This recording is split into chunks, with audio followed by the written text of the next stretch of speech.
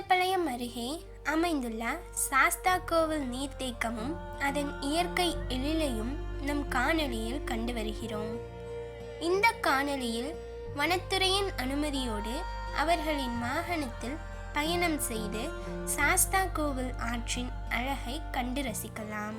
40 ரூபாய் கட்டணத்தில் தமிழ்நாடு அரசின் வனத்துறையின் வாகனத்தில் பயணிக்கிறோம்.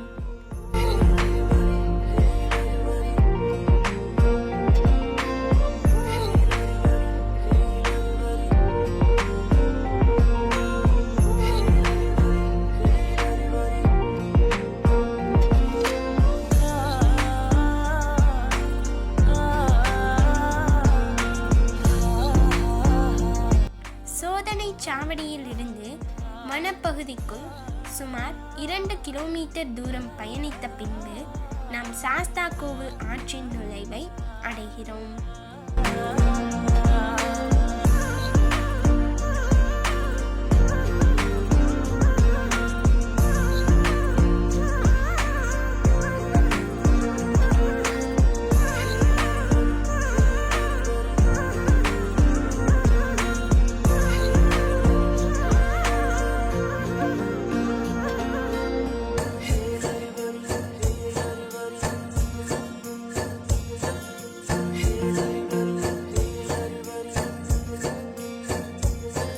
அடிவார மலையில் அமைந்துள்ள இந்த கோவில் பல குடும்பங்களின் குலதெய்வமாக வழிபடப்படுகிறது.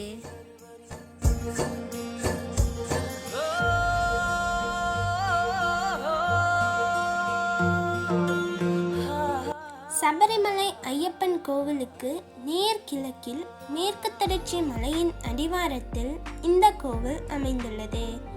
இந்த இடத்திலிருந்து காட்டுக்குள் நாம் நடந்து செல்லும் இந்த பாதை மிகவும் அமைதியாகவும் பசுமையாகவும் இருப்பதை உணர முடிகிறது.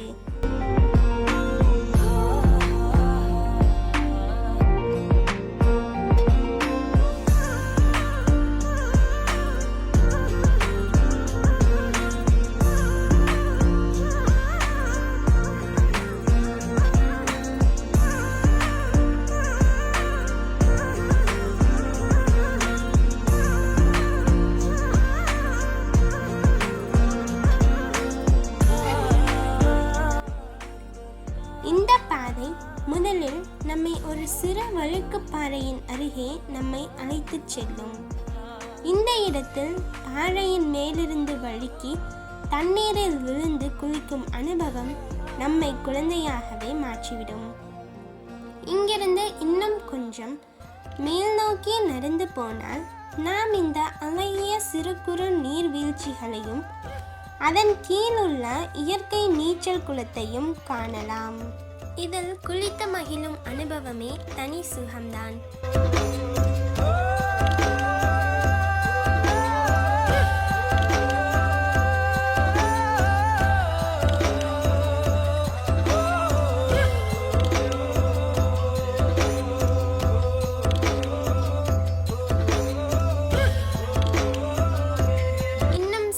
மேல் நோக்கி சென்றால் இயற்கையின் நடுவில் அமைந்த இந்த குட்டி சொர்க்க பூமியை நாம் அடையலாம். குழந்தைகளோடு குடும்பமாய் குதூகலமாய் இங்கு குளித்து மகிழலாம்.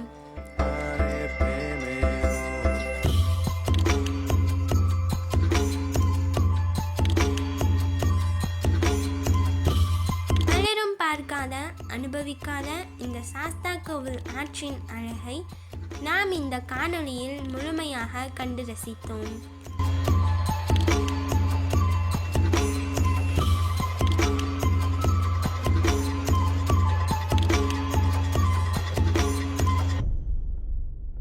கண்ணுக்கெட்டிய தூரம் இயற்கை அன்னையின் பசுமையை காணும் நமக்கும் நம் மனது பசுமையாக மாறுவதை உணர முடியும்.